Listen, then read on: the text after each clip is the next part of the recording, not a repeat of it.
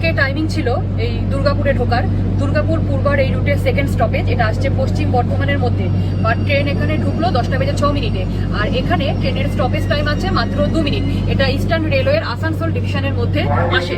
এই জায়গাটার উপর দিয়ে মানে দুর্গাপুরের উপর দিয়ে বর্ধমান আসানসোল সেকশনের লাইনটা বর্ধমান থেকে দুর্গাপুর পর্যন্ত মাঝখানে রয়েছে নখানা ইন্টারমিডিয়েট স্টেশন আর ডিস্টেন্স রয়েছে 63.8 কিলোমিটার। এই ট্রেনে আপনারা যেরকম প্যান্ট্রি কারের ফেসিলিটি পাবেন সেরকম অনবোর্ডিং এর ফুডের ফেসিলিটিও পাবেন।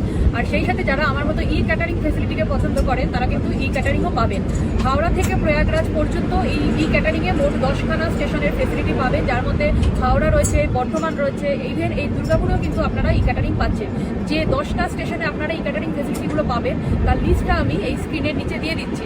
লাস্ট আপনারা প্রয়াগরাজ পর্যন্ত এই পূর্বাঞ্চলে ই ক্যাটারিংটা পাবেন।